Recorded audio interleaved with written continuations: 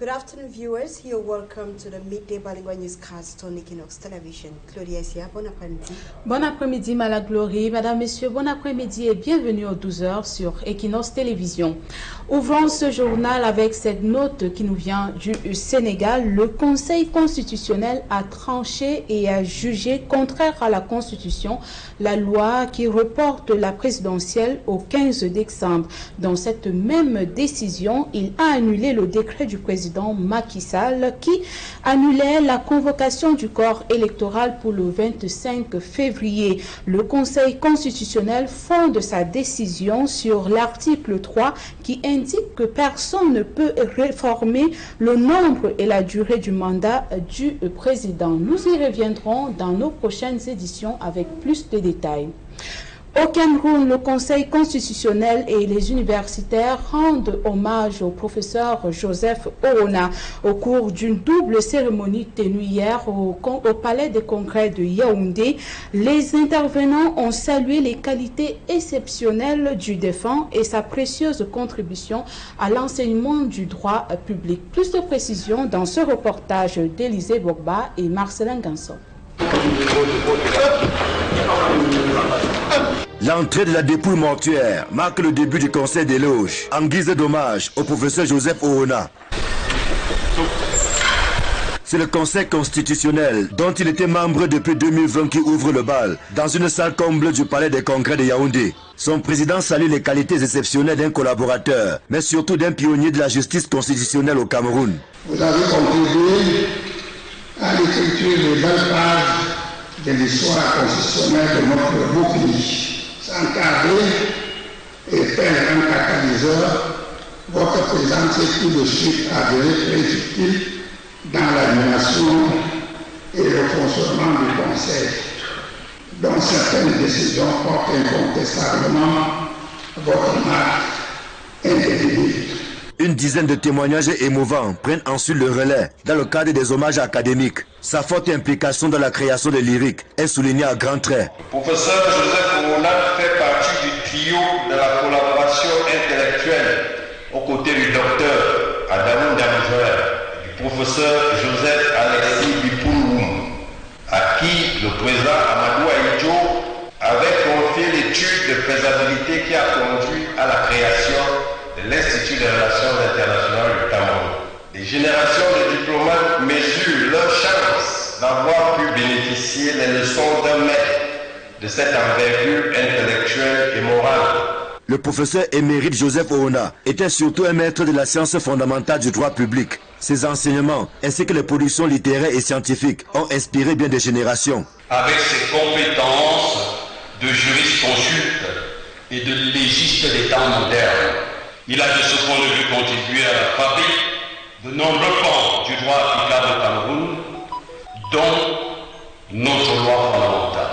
Et le professeur émérite Joseph Oona demeurera un maître de la science fondamentale du droit public.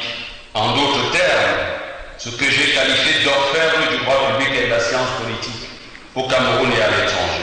Ces hommages ont été précédés par la levée de corps qui avait pour cadre la morgue de l'hôpital général de Yaoundé. Le cortège funèbre quitte la capitale ce vendredi à destination du village Akombikoué, Pamvengue, dans le département de l'Océan, où Massayo, comme on l'appelait affectueusement, sera porté en terre samedi au cours des obsèques officielles instituées par le président de la République. Scandale foncier de Dikolo Bali, les victimes des expropriations pourraient dans un proche avenir réintégrer leur domaine. L'opposition engagée par la société Immigration Business Canada suite à l'annulation de la déclaration d'utilité publique jugée irrécevable au tribunal d'administration de Bonanjo pour défaut de qualité. Plus de précisions dans ce reportage de Dallas Tiana et Kevin Chogo. Devant le tribunal administratif de Bonanjo, la joie se dessine sur le visage des victimes présents à l'audience ce jeudi. Pour ces expropriés de Dikolo Bali et leurs soutiens, c'est un autre pas déterminant qui vient ainsi d'être fait. Ouais, ce combat, c'est un vrai chemin de croix et avec des rebondissements heureux et puis des craintes, des peurs. Aujourd'hui, nous avons tous été édifiés. Ça a été un moment d'une très grande émotion. Et je pense que chacun l'a vécu dans son cœur et dans sa chair. Nous remercions la justice camerounaise par rapport à l'impartialité qu'elle a fait preuve. La sentence qui vient d'être rendue n'est pas surprenante parce que si par rapport à la genèse du problème de Dikolo, tout a été faussé dès la base. Le promoteur du projet Hôtel Marriott avait interjeté appel après le verdict du tribunal administratif de mai 2023, décision de justice annulant la déclaration d'utilité publique. Le site de près de 3 hectares où ont été délogés au petit matin du 14 mai 2022 environ 70 familles. Une tierce opposition qui vient d'être jugée irrecevable. La société Immigration Business Canada a estimé que la décision lui causait préjudice et qu'elle n'avait pas été appelée. Ce matin, il y avait l'audience de plaidoirie. Au terme des débats qui ont été houleux de 8h à 13h, la juridiction a mis la cause en délibéré en cours d'audience. À la fin des débats, elle a rendu son verdict en déclarant l'action de la société Immigration Business Canada irrecevable pour défaut de qualité. Sur le site désormais recouvert de hautes herbes, nous rencontrons Patrick Mondi-Sabel et les porte-parole des victimes. Quand on retourne cette affaire comme on veut, l'issue sera toujours la même. Nous sommes dans notre droit, ce sont nos terres. Et le tribunal va toujours le dire. Ils peuvent se pourvoir en cassation, ce sera la même chose de toutes les façons. La réparation, c'est le combat que s'apprêtent à engager les victimes de cette expropriation. Qu'on soit dédommagés par rapport à ce que nous sommes devenus, nous-mêmes, nos enfants et nos maisons. Dikolo Gate, jamais un scandale foncier n'avait autant secoué la ville de Douala. Pour justifier la récente hausse des prix du super et du gasoil, le gouvernement a convoqué l'insoutenabilité des subventions pour le budget de l'État. Il s'agit d'un faux fuyant pour Maurice Kamto, le président du mouvement pour la renaissance du Cameroun. Note que les prix pratiqués au Cameroun sont bien plus élevés que ceux des pays de la CEMAC sous programme avec le Fonds monétaire international. Les précisions dans ce reportage de Jires Yopa et Donald Briskamgan.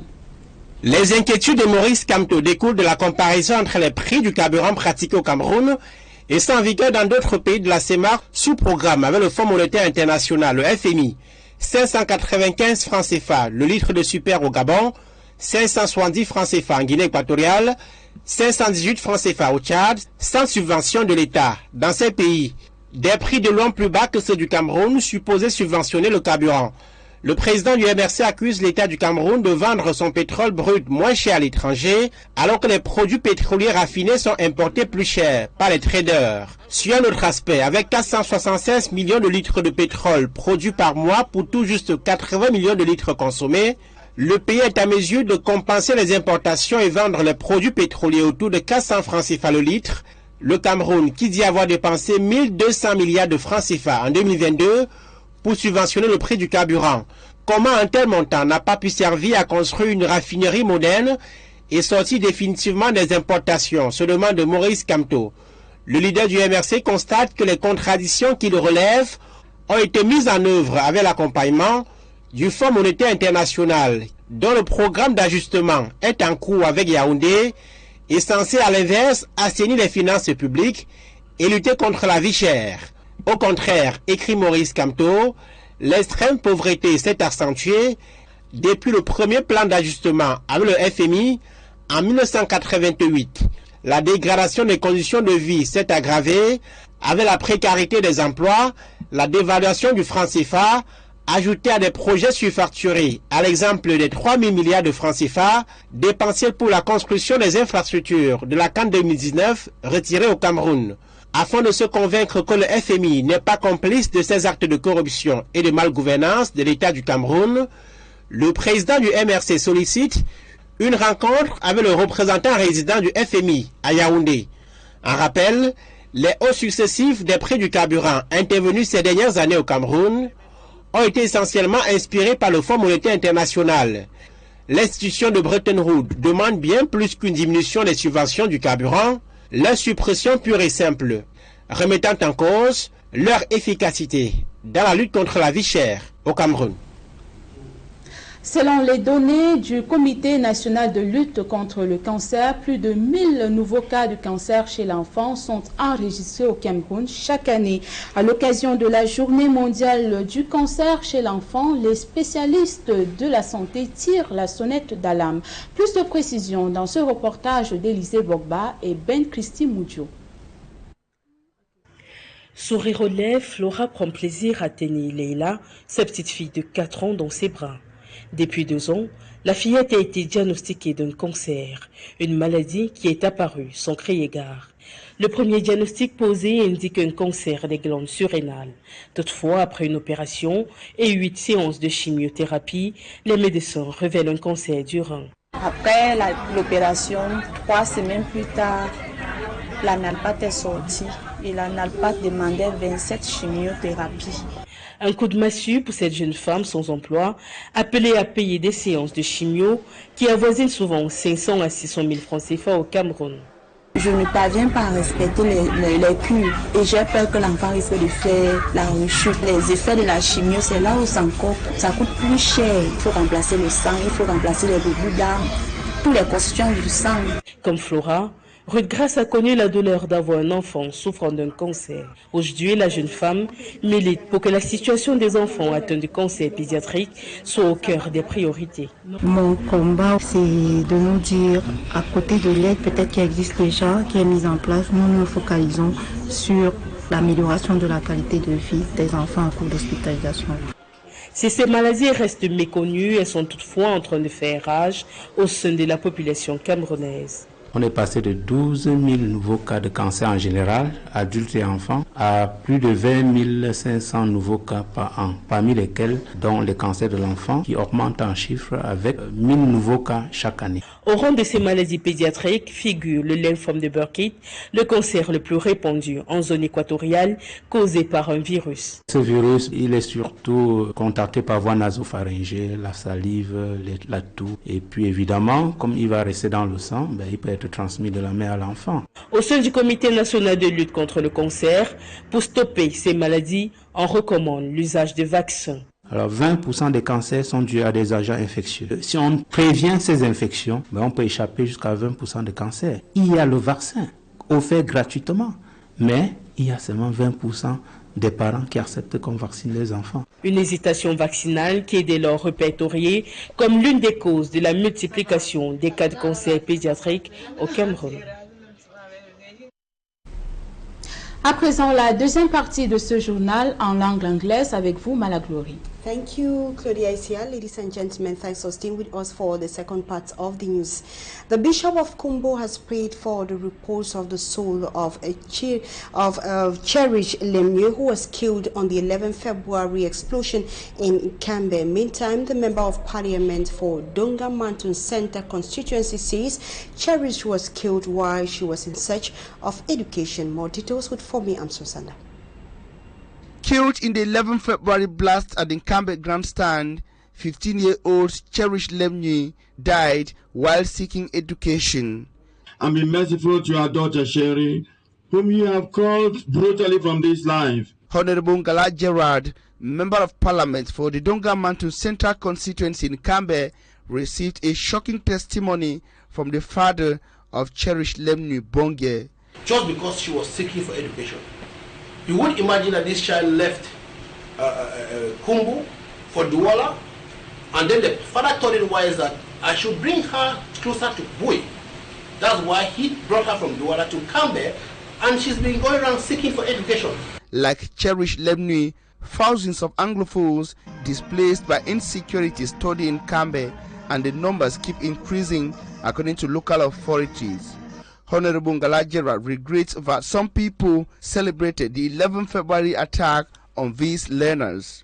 People whose relatives are touched, but they think that Ngala Gerard has been touched and are happy. Instead of sympathizing with the bereaved families or with the families whose children have been injured, they are instead happy that have been touched. I'm not Cambe. I'm an individual, but I work for the community. He says others went further to link the attack to the money he shared with his constituents in Tabikane and Binka villages. Saying that he led people in Kambe with money. I didn't give money to anybody in Kambe. Yeah, I did give money to people in Tabikane and Binka, and Tabikane do not attend 11 February in Kambe. I gave money to people in Binka. Binka doesn't come for 11 February day in Kambe. So how do you want to put it that people who tendered in Kambe were there with cash? I had to stand strong for them to go to school. But I don't need to do it anymore because their parents know the importance of sending their children to school now in Kambe. They know the importance of sending their children to attend youth day activities. I don't need to do it. To those in Kambe and across his Donga Mountain Central constituency, the Member of Parliament called for resilience and steadfastness.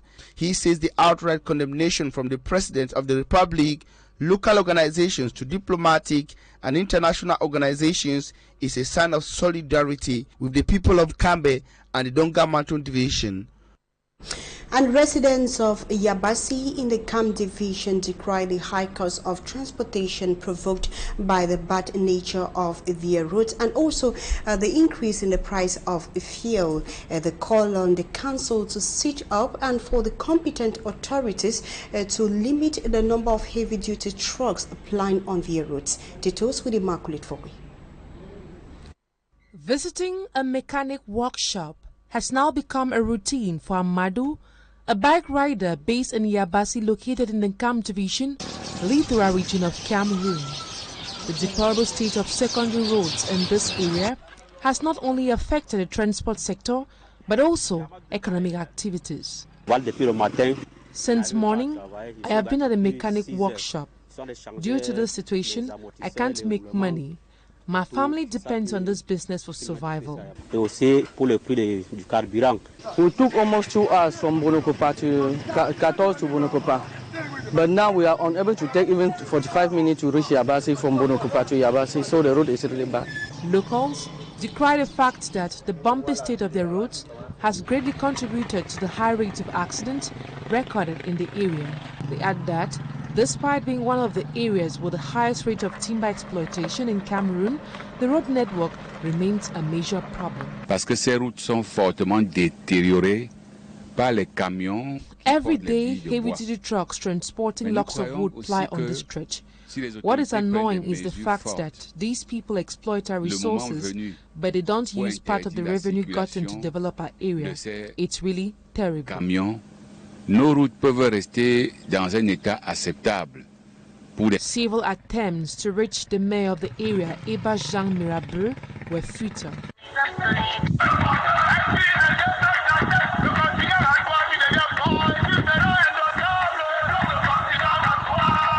The population of Yabasi are pleading with authorities to help wipe away their tears by constructing their roads and equally giving the town of Yabasi a facelift. And Professor Maurice Kamto raises concern over the increase in the price of fuel in Cameroon. He accuses the government for selling crude oil at a cheaper rate abroad and importing refined petroleum products at a higher cost in Cameroon. Details with Babila Jonathan.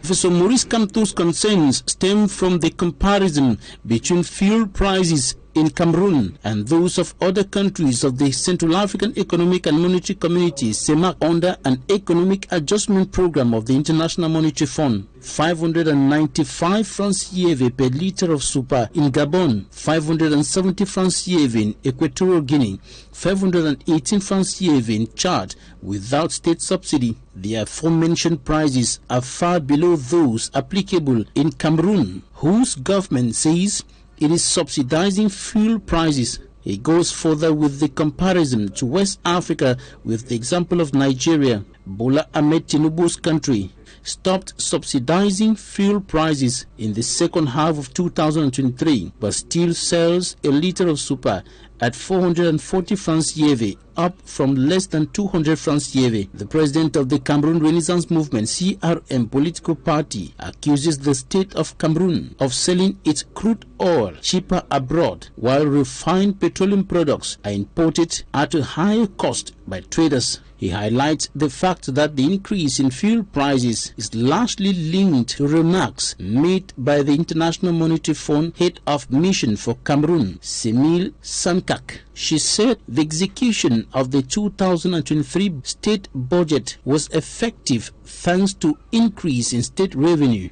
but went further to indicate that state revenue was adversely affected by subventions on the prices of petroleum products, which sharply increased in 2022 and 2023. On another aspect, Professor Maurice Kamto says with 476 million liters of oil produced per month for just 18 million liters consumed, the country is able to offset imports and sell petroleum products around 400 francs CFA per liter without subsidies from the state. And Cameroon's former Prime Minister Philemon Yang has earned the endorsement of the African Union as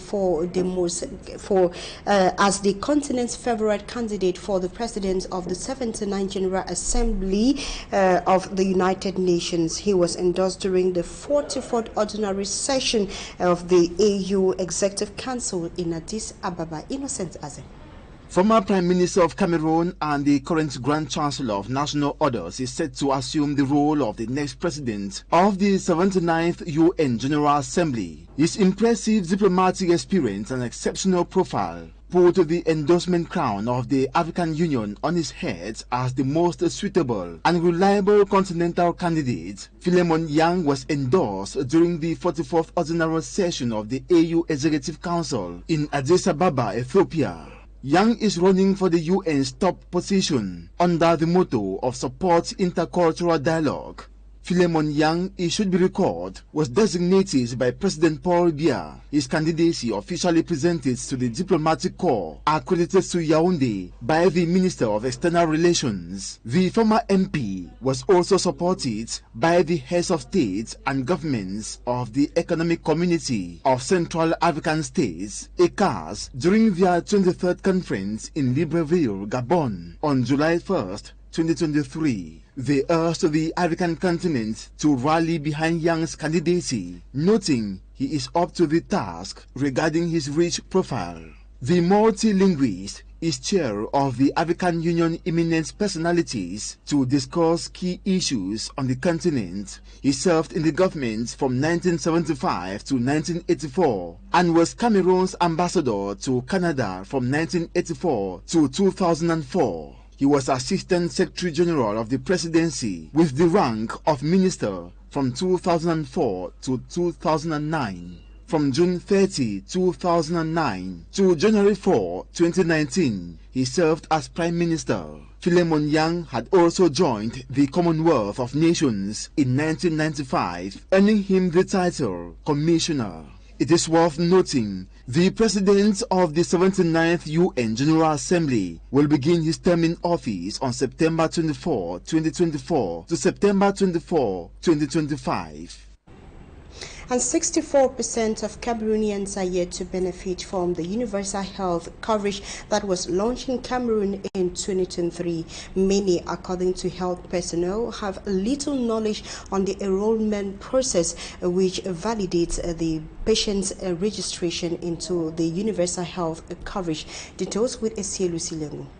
HIV, malaria, tuberculosis, amongst others, are major health concerns in Cameroon. Most patients suffering from these diseases find it difficult to have access to healthcare services. Sometimes it is due to financial constraints. The government of Cameroon in the year 2023 launched the first phase of the Universal Health Coverage campaign, but statistics reveal that 64% of Cameroonians are yet to benefit from these. The Universal Health Coverage aims at ensuring that Cameroonians receive essential health services without having to suffer high expenses. It is therefore a daunting task for health officials who for months now have been strategizing ways to reach out to the targeted population, who are children from 0 to 5 years, pregnant women, people suffering from tuberculosis, HIV patients, people with kidney failure. La vaccination, la prise en charge des consultations et du paludisme chez l'enfant de moins de 5 ans, l'insuffisance rénale, le VIH-Sida, la tuberculose et les autres services préventifs Throwing more light to journalists, health officials implore the population to make use of the enrollment process. Even in the very remote area, they can enroll. Those people at the health facility, they are trained for that. We have organized a lot of training. We are even monitoring the enrollment process in the whole region. So you can be sure that if ever you arrive at the health facility, this particular health facility cannot enroll you, there's another one who can do it. The phase 1 of the universal health coverage is currently being implemented in the far north, Adamawa, east and south regions, with an objective of reaching out to 60% of the population before March. And that report brings us to the end of the midday newscast on Équinoxe television. Thanks so much for watching, and do have a beautiful weekend in the company of our programs. Gloria is here. Bon week-end. Bon week-end, Madame Glory. Madame, Monsieur, bon week-end. Merci pour votre fidélité. Les programmes se poursuivent sur Équinoxe télévision.